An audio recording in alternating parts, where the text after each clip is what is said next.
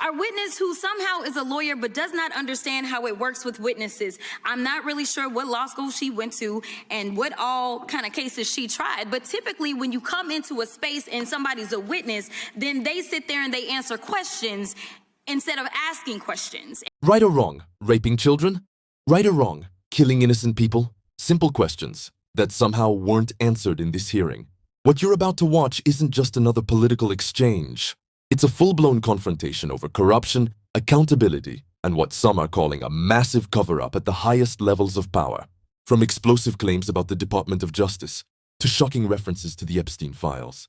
This moment raises one question. Who's really being protected, and why? Watch closely, because this gets intense. Thank you so much, Mr. Chairman. And to be clear, I'm not going to ask any questions of this witness because this witness has revealed that she has no intentions of answering questions. But instead, I'm going to ask some very basic questions really quickly of my colleague, Becca Ballant, if she will answer. Right or wrong, raping children? Wrong. Right or wrong, killing random citizens? Definitely wrong. Right or wrong, enriching yourself as the sitting president of the United States? Definitely wrong. Okay, thank you, because I probably never would have got that with our witness. Our witness, who somehow is a lawyer but does not understand how it works with witnesses. I'm not really sure what law school she went to and what all kind of cases she tried, but typically when you come into a space and somebody's a witness, then they sit there and they answer questions instead of asking questions. And then we also have this objection that we use as lawyers called non-responsive when a witness fails to actually answer the question. But nevertheless, let me address the survivors, because that's exactly who they are. They are not victims, they are survivors. Let me say thank you for having more courage and moral clarity in your pinky fingers than the entire Department of Justice. We are currently the laughing stock of the world, partially because of the failed leadership within the DOJ, as we see kings and queens falling everywhere around the world. But we don't know the basics of right and wrong in this country, because it's not about partisanship. And that's why I applaud Thomas Massie, because he's the only person on the Republican side that has a backbone and knows how to stand up to corruption. But nevertheless, let me keep going. My Democratic colleagues have been attacked this entire committee hearing. They have been lied on, and frankly, the American people weren't looking for that. They were looking for answers about the corruption that they see coming from this administration. In the written testimony of this witness, of this particular witness, she stated that when she took office, she had two main goals. The first was to end the weaponization of justice, and second, to return the department to its core mission. Not only have you lied about both, you've intentionally done the exact opposite. You're spending more taxpayer resources arresting journalists than you are prosecuting pedophiles and creeps. In fact, your boss, the President of the United States, stated that this administration, quote, took the freedom of speech away.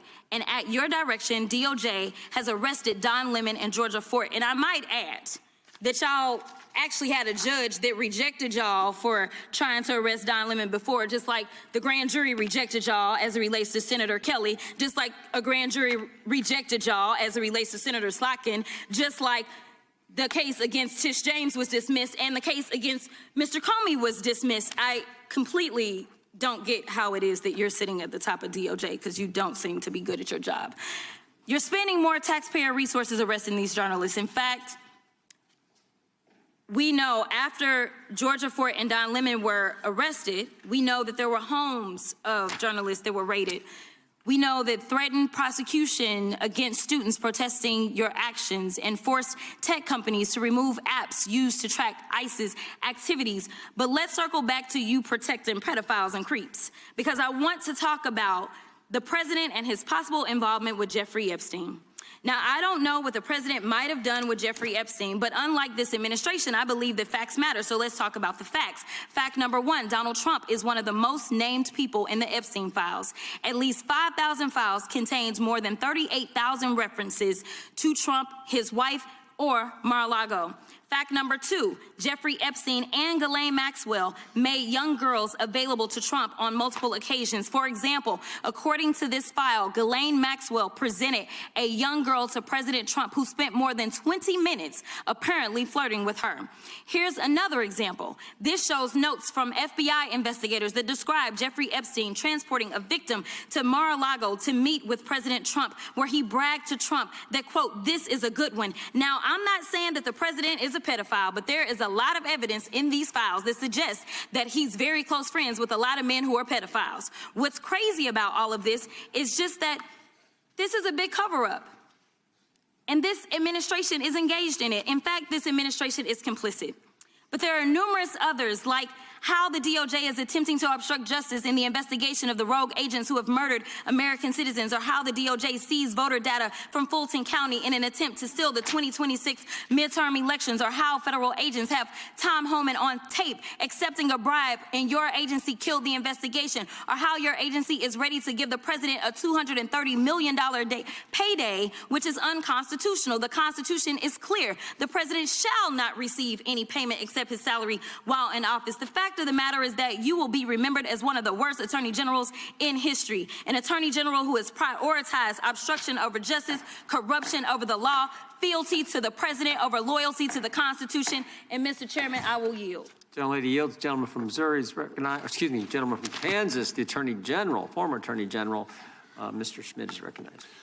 Thank you, Mr. Chairman, and General Bondi, thanks for being here. Did you have anything you wanted to say before we talk? I do. Thank you, Congressman. Thank you, my friend, for many years. I find it interesting that she didn't even want to try, Congresswoman Crockett, to ask any questions, because she certainly did not condemn her leader, Hakeem Jeffries, for taking money from Jeffrey Epstein after Epstein was convicted. And I will be brief to give you your time, Congressman. This is what she didn't want to talk about. Texas, from Cuba, convicted, homicide, arson, weapon offense. Convicted. You know, So what we Estrada, talking about? Convict Texas, some of these convicted, perpetrators that homicide. rape these women that are Chairman, sitting time behind you, time that belongs you to the refuse gentleman to even from acknowledge Kansas. they are here. Time belongs to the Texas. gentleman from Kansas. Mr. Chairman, could I have a few seconds You back bet, to make you up bet. for the yelling? Thank you. General, Thank did you have you, anything Congress. further to say? Texas, convicted of homicide. Cecil Joseph, from Dominican Republic. Texas, convicted for kidnapping, rape. Khalid Khan, from Afghanistan. That's why they want to talk about Epstein and not what's happening in their own states. If this doesn't concern you, it should. Because whether you agree or disagree with what was said here, the real issue is bigger than politics. It's about truth, accountability, and justice. Now I want to hear from you. Do you think these claims deserve deeper investigation? Or is this just political theater? Drop your thoughts in the comments. I read them all. And if you want more breakdowns of moments like this, raw, unfiltered, and straight to the point, make sure you subscribe, turn on notifications, and check out the next video on your screen right now.